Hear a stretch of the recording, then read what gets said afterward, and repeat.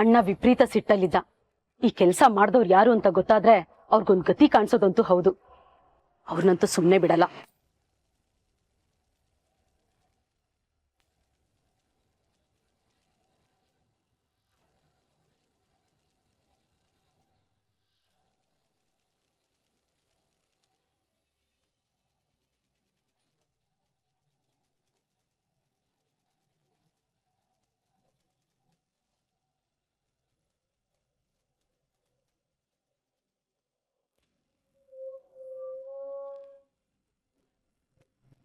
Hello, ಹಾಂ ಹೇಳಿ Shweta madam. ಏನ್ ಹೇಳೋದು ನಿಮ್ ತಲೆ, ಇನ್ನೂ ಅದ್ ಏನೇನಾಗುತ್ತೋ ಗೊತ್ತಿಲ್ಲ, ಎಲ್ಲನೂ ಹಾಳು ಮಾಡ್ಬಿಟ್ರಿ. ಮೇಡಮ್, ಯಾರಿಗೋ ಫೋನ್ ಮಾಡಕ್ ಹೋಗಿ ತಪ್ಪಿ ನನಗೆ ಮಾಡಿದ್ದೀರಾ ಅನ್ಸುತ್ತೆ. ಸರಿಯಾಗಿ ನಂಬರ್ ನೋಡ್ಕೊಳ್ಳಿ ಮೇಡಮ್. ಶಟಪ್. ಕೊಟ್ಟದಿತ್ತು ಒಂದ್ ಚಿಕ್ಕ ಕೆಲ್ಸ. ಒಂದ್ 4 ದಿನ ಕರಿಬೇಕನ್ನ ನಿಮ್ ಮನೆನಲ್ಲೇ ಕಟ್ಟಾಕೊಳ್ಳಿ, ಈ ಕಡೆ ಬರ್ದಿರೋ ತರ ನೋಡ್ಕೊಳ್ಳಿ ಅಂತ. ಅದನ್ನು ಸರಿಯಾಗಿ ಮಾಡಿಲ್ಲ. ನಿಮ್ಮನ್ನ ನಂಬಿದ್ದಕ್ಕೆ ನನಗ್ ಸರಿಗಾಯ್ತು. ಅರೆ, ಇವಾಗ ಅಂತದ್ ಏನಾಯ್ತು? ಯಾಕೆ ಹಿಂಗ್ ಬೈತಾ ಇದ್ದೀರಾ? ಇನ್ನೇನ್ ಬಾಕಿ ಉಳ್ಸಿದ್ದೀರಾ? ನಮ್ಮ ಅಪ್ಪಂಗೆ ವಿಷಯ ಗೊತ್ತಾಗಿದೆ, ನಿಮ್ಮನ್ನ ಹುಡ್ಕೊಂಡ್ ಬರ್ತಿದ್ದಾರೆ.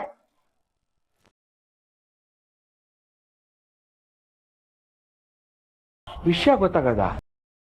ಯಾವ ವಿಷಯ? ಸ್ವಲ್ಪ ಸರಿಯಾಗಿ ಹೇಳ್ತೀರಾ?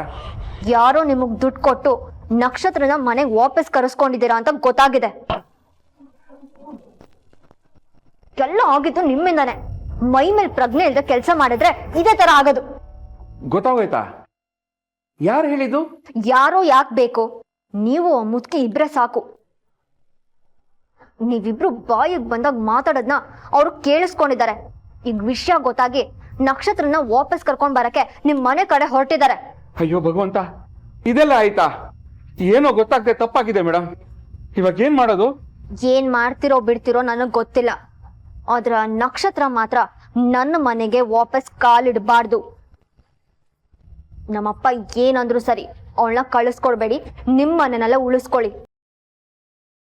ಅಂಡ್ ಮೋಸ್ಟ್ ಇಂಪಾರ್ಟೆಂಟ್, ಇದರಿಂದ ಇರೋದ್ ನಾನೇ ದುಡ್ಡು ಕೊಟ್ಟು ಇದನ್ನೆಲ್ಲ ಮಾಡ್ಸಿದೀನಿ ಅಂತ ಗೊತ್ತಾಗ್ಬೇಕಂತೆ. ಗೊತ್ತಾದ್ರೆ? ಏನಲ್ಲ, ವೆರಿ ಸಿಂಪಲ್. ನಿಮ್ಗೆ ಅಂತ ಬರ್ದಿರೋ ಚೆಕ್ಗೆ ಹೆಸರು ಬದಲಾಯಿಸಿ ಇನ್ನೊಬ್ರು ಕೊಟ್ಟು ನಿಮ್ ಕಥೆನ ಮುಗಿಸ್ತೀನಿ.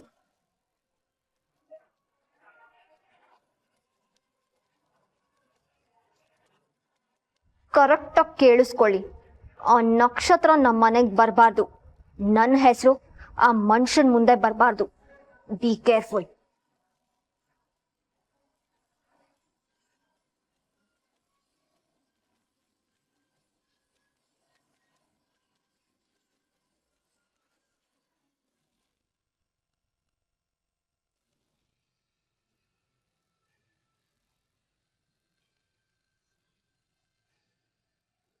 ಅಯ್ಯೋ ದೇವ್ರೆ, ಬಂತಲ್ಲಪ್ಪ ಗ್ರಾಚಾರ. ಈ ವಯ್ಯ ಬಂದೇ ಬಿಟ್ನಾ. ಇವತ್ತು ಅದೇನಾದ್ರೂ ಸರಿ, ಆ ಪೀಡೆನ ಹೊರಗೆ ಕಳಿಸ್ಬಾರ್ದು. ಜೊತೆಗೆ ಶ್ವೇತಾ ಮೇಡಮ್ ಹೆಸರು ಹೊರಗೆ ಬರ್ದಂಗೆ ನೋಡ್ಕೋಬೇಕು. ಇಲ್ಲ ಅಂದ್ರೆ 20 ಲಕ್ಷ ಸಿಗಲ್ಲ.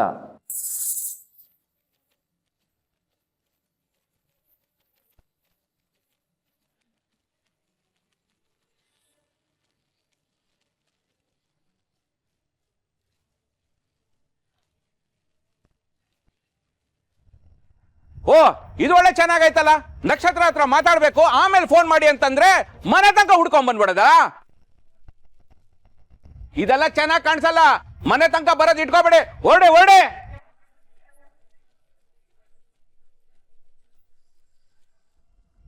ನಿಂತ್ಕೊಳ್ಳ.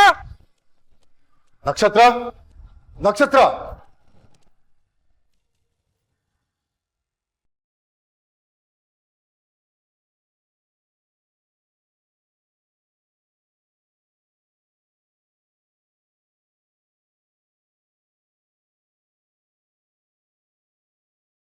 ಅಂಕಲ್, ನೀವೇನಿಲ್ಲಿ?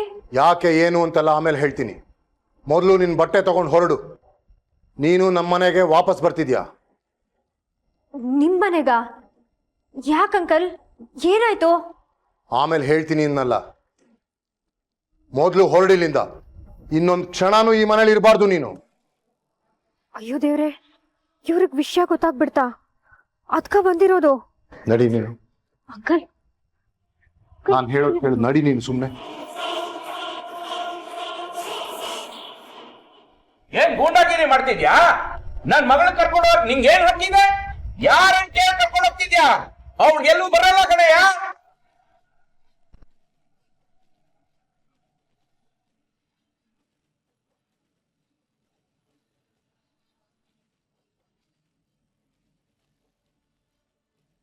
ನಕ್ಷತ್ರ, ನಿಮ್ಮಮ್ಮ ಎಲ್ಲಿ?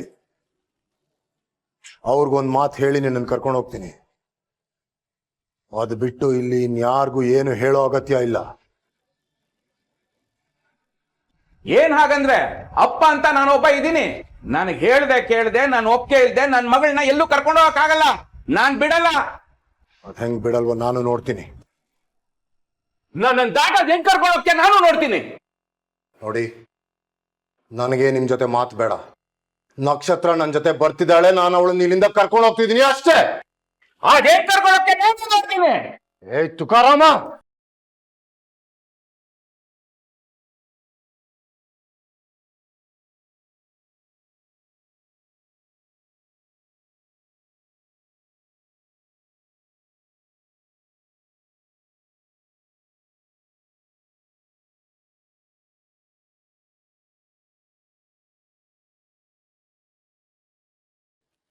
ಒಳ್ಳೆ ಮಾತಲ್ಲಿ ಅರ್ಥ ಮಾಡ್ಕೊಂಡು ಪಕ್ಕಕ್ಕೆ ಸರಿದ್ರೆ ಸರಿ, ಇಲ್ಲ ಅಂದ್ರೆ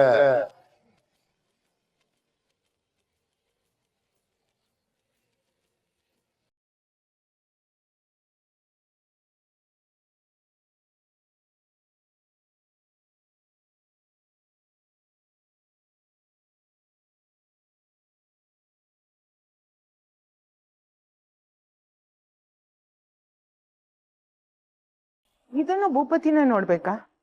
ಅವನ್ ಕೆಲಸ ಮಾಡೋದಲ್ದೆ ನಿಮ್ ಡಿಪಾರ್ಟ್ಮೆಂಟ್ ಕೆಲ್ಸಕ್ಕೂ ತಲೆ ಹಾಕ್ಬೇಕಾ? ಮತ್ತೆ ನೀವೆಲ್ಲ ಯಾಕಿರೋದು? ನೋ ನೋ ನೋ ನೋ, ನಂಗೆ ಕಾರಣ ಬೇಡ. ನಾಳೆ ಈ ಕೆಲಸ ಮುಗ್ದಿರ್ಬೇಕು ಅಷ್ಟೇ. ನಾ ಬಂದು ಚೆಕ್ ಮಾಡ್ತೀನಿ. ಅಂಡರ್ಸ್ಟ್ಯಾಂಡ್? ಓಕೆ.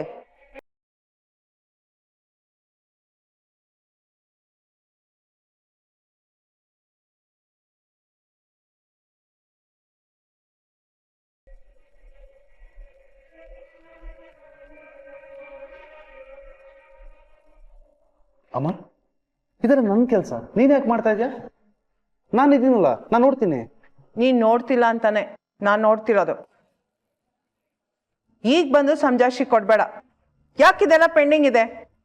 ಟೈಮಿಗೆ ಸರಿಯಾಗಿ ಕೆಲಸ ಮಾಡೋ ಕಮಿಟ್ಮೆಂಟ್ ಇಲ್ಲ ಅಂದ್ರೆ ಯಾಕೆ ಬೇಕಿದೆಲ್ಲ? ಹಾಗಲ್ಲಮ್ಮ, ಆಕ್ಚುಲಿ ಇಷ್ಟೊತ್ತು ನನಗೆ ರೀಸನ್ಸ್ ಬೇಡ. ಕೆಲಸ ಅಂತ ಬಂದ್ರೆ ನೀನಾದ್ರೂ ಸರಿ, ಆಫೀಸ್ ಪ್ಯೂನ್ ಆದ್ರೂ ಸರಿ, ನಂಗಿಬ್ರು ಒಂದೇ.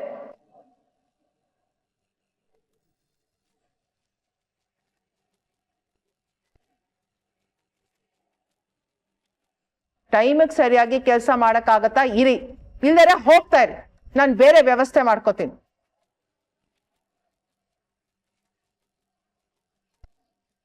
ನಂಗೆ ಅರ್ಧಂಬರ್ಧ ಕೆಲಸ ಅಂದ್ರೆ ಆಗಲ್ಲ ಅಷ್ಟೇ. ಸಾರಿ ಮಾ, 3 ದಿನದಿಂದ ಬ್ಯಾಕ್ ಟು ಬ್ಯಾಕ್ ಹೊರಗಡೆ ಮೀಟಿಂಗ್ಸ್ ಇತ್ತು.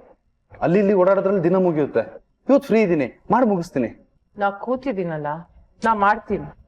ನೀನ್ ಇಲ್ದೆ, ನೀನ್ ಕೆಲಸ ಮಾಡ್ದೆ MPR ಗ್ರೂಪ್ಸ್ ನಿಂತು ಹೋಗ್ಬೋದು ಅನ್ನೋ ಟೆನ್ಷನ್ ಬೇಡ ನಿಂಗೆ. ಓಕೆ? ಅಮ್ಮ ಇಲ್ಲಮ್ಮ, ಮಾಡ್ತೀನಿ. ಇವತ್ತು ಸಂಜೆಗೆಲ್ಲ ಮುಗಿಸ್ತೀನಿ. ಅಗತ್ಯ ಇಲ್ಲ, ಜಸ್ಟ್ ಲೀವ್.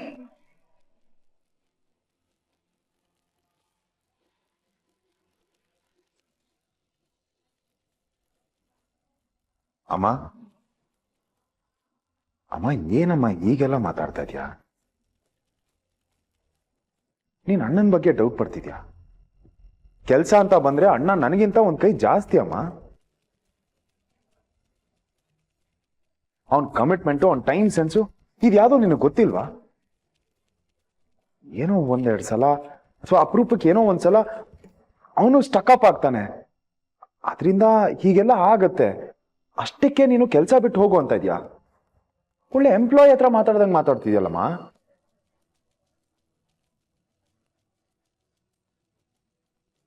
ಅಮ್ಮ, ಅವನು ನಿನ್ ದೊಡ್ಡ ಮಗ, ಹಿಸ್ ಫ್ಯಾಮಿಲಿ.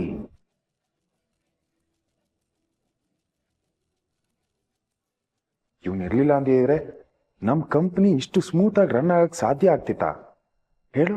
ಯಾಕಾಗಲ್ಲ? ಒಳ್ಳೆ ಸಂಬಳ ಕೊಟ್ರೆ ಇವನ್ಗಿಂತ ಚೆನ್ನಾಗಿ ಕೆಲಸ ಮಾಡೋರು ಸಿಗ್ತಾರೆ.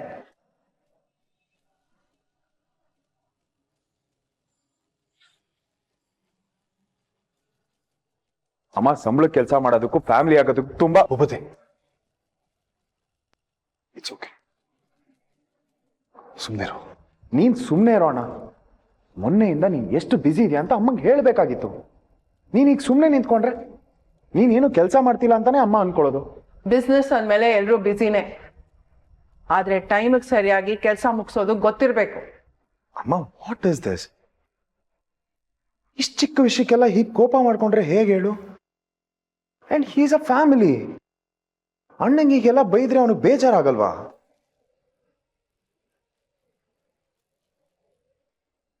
ಇಡೀ ಮನೇಲಿ ನಂಗೆ ಉಳಿದಿರೋ ಒಂದೇ ಒಂದು ಭರವಸೆ ಅಂದ್ರೆ ಅದು ನೀನು ಭೂಪತಿ. ಏನೇ ಆದರೂ ನನ್ನ ಮಗ ನನ್ನ ಪಕ್ಕ ಇರ್ತಾನೆ, ನನ್ನ ಪರ ವಹಿಸ್ಕೋತಾನೆ ಅಂತ ಅನ್ಕೊಂಡಿದ್ದೀನಿ. ಆದರೆ ನೀನು ಬೇರೆಯವ್ರ ಪರನೇ ನಿಂತ್ಕೋತೀನಿ ಅಂದರೆ ಓಕೆ, ನೀನು ಇವರಿಬ್ರು ಥರ ಈ ಅಮ್ಮನ ಕಳ್ಕೊತೀಯ.